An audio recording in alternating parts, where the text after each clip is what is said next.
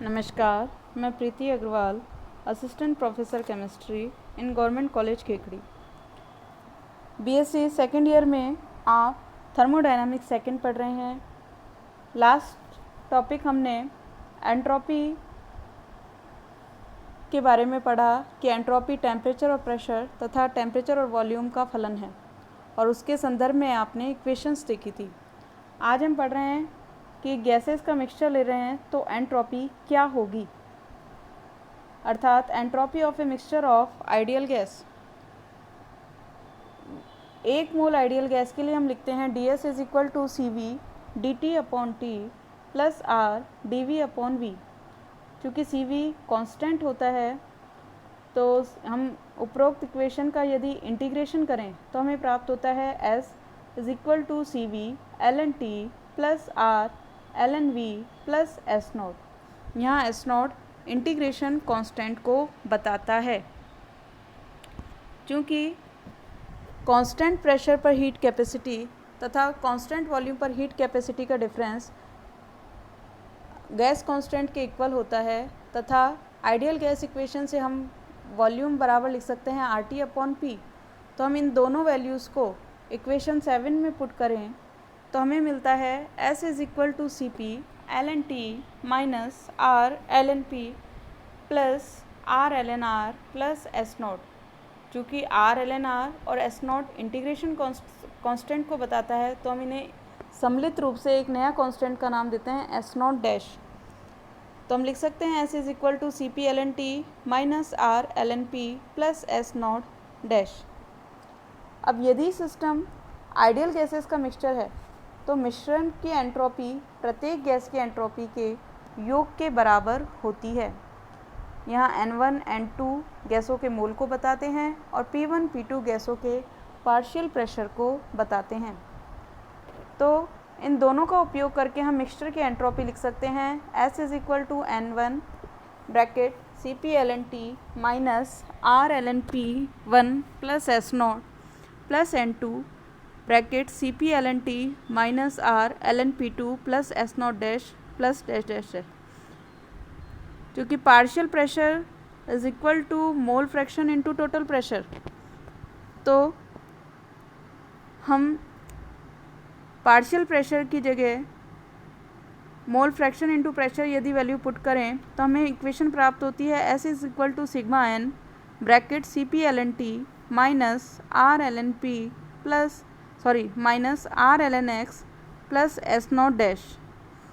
यह equation ideal gases के mixture की एंट्रोपी को बताती है।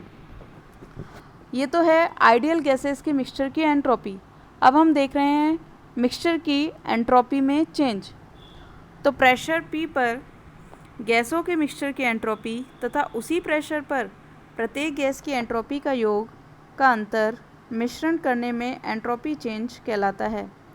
तो हम कह सकते हैं delta S mixture is equal to pressure P पर गैसों के मिक्सचर की एंट्रोपी माइनस प्रेशर P पर प्रत्येक गैस की एंट्रोपी का योग। Delta S mixture is equal to sigma n bracket CP ln T minus R ln P minus R ln X plus S naught dash minus sigma n CP ln T minus R ln P plus S naught dash. तो finally हम लिख सकते हैं delta S mix is equal to minus R sigma Ni ln Xi। यह Ni number of mole of each gas और Xi मोल fraction को बताता है। अब माना कि मिक्सचर में total number of mole n है तो हम लिख सकते हैं n is equal to N1 plus N2 plus dash dash 1 is equal, और यदि अब हम दोनों जगह n का भाग दें तो हमें प्राप्त होगा 1 is equal to N1 upon n plus N2 upon n plus dash. Finally हम कह सकते हैं 1 is equal to X1 plus X2 plus X3। तो 1 मोल गैसेस मिक्सचर के लिए डेल्टा S मिक्सिंग हमें प्राप्त होगी minus R sigma Xi ln Xi। क्योंकि आप जानते हो मोल फ्रैक्शन हमेशा हमें भिन्न में प्राप्त होगा, तो हमेशा मिक्सचर की एंट्रोपी का मान पॉजिटिव रहता है। अर्थात delta S mix is equal to positive. अब आगे हम पढ़ते हैं एंट्रोपी एंड थर्मोडायनामिक प्रोबेबिलिटी। एक थर्मोडायनामिक स्टेज में जितने टाइप से रह सकता है, जितनी तरह से वो रह सकता है, उसे प्रोबेबिलिटी कहते हैं, जिसे हम कैपिटल W से रिप्रेजेंट करते हैं। इसे हम एक उदाहरण से समझ सकते हैं कि आपने एक बॉक्स लिया, उस बॉक्स को 2 पार्ट में डिवाइड कर दिया और प्रत्येक पार्ट में आप 2 बॉल रख सकते हैं। तो यदि एक बॉक्स में 2 गेंद रखनी है तो इन गेंदों को रखने के लिए हम 6 विभिन्न प्रकार की व्यवस्था कर सकते हैं। तो हम देखते हैं कि बॉक्स के प्रत्येक भाग में एक एक गेंद भरी हुई है। तो हम कह सकते हैं कि बॉक्स के प्रत्येक भाग में गेंद की पाए जाने की प्रायिकता मैक्सिमम होती है। इसी तरह हम जानते हैं कि एंट्रोपी सिस्टम में डिसऑर्डर का मेज़रमेंट है और डिसऑर्डर जितना ज़्यादा होगा सिस्टम में एंट्रोपी उतनी ही ज़्यादा होगी और एंट्रोपी ज़्यादा होगी तो मॉलिक्यूल मैक्सिमम पॉसिबल स्टेट में डिस्ट्रीब्यूट रहता है। अर्थात हम कह सकते हैं थर्मोडायनामिक प्रोबेबिलिटी मैक्सिमम प्राप्त होती है, क्योंकि प्रोसेस में एंट्रोपी और थर्मोडायनामिक प्रोबेबिलिटी साथ साथ बढ़ती है, तो साम्यावस्था को मैक्सिमम प्रोबेबिलिटी की कंडीशन मान सकते हैं। यदि किसी प्रोसेस को हम फ्रीली छोड़ दें तो वह हमेशा इक्विलिब्रियम की ओर अग्रसर होता है, क्योंकि सभी स्पॉन्टेनियस प्रोसेस में एंट्रोपी बढ़ती है। तो हम कह सकते हैं कि सभी spontaneous process less probable state से मोर प्रोबेबल स्टेट की ओर आगे बढ़ते हैं। तो हमें इससे पता चलता है कि एंट्रोपी तथा थर्मोडायनामिक प्रोबेबिलिटी में एक डायरेक्ट रिलेशनशिप है, या कहें entropy is a function of thermodynamic probability, अर्थात S is equal to FW।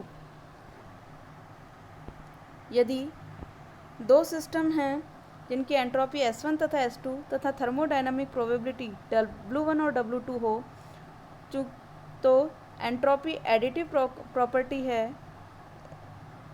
तो इस संयुक्त सिस्टम की एंट्रोपी की वैल्यू हम लिख सकते हैं S is equal to S1 plus W। Finally जब हम इसका लॉग लेते हैं तो हमें मिलता है S is equal to K ln W plus C। यहाँ K और C कांस्टेंट है, यहाँ K बोल्ट्जमान कांस्टेंट बताता है। क्योंकि C की वैल्यू अगर हम 0 रखें तो हमें फाइनली प्राप्त होता है S is equal to K ln W। यह इक्वेशन बोल्ट्जमान प्लांक इक्वेशन कहलाती है। एब्सोल्यूट 0 पर कंप्लीटली क्रिस्टलाइन सब्सटेंस में केवल एक ही व्यवस्था पॉसिबल होती है। तो हम कह सकते हैं कि पूर्णतः क्रिस्टलाइन पदार्थ की परम शून्य ताप पर एंट्रोपी का मान 0 होता है। इसे ही थर्मोडायनामिक्स का 3rd लॉ कहते हैं। आज के लिए इतना ही, धन्यवाद।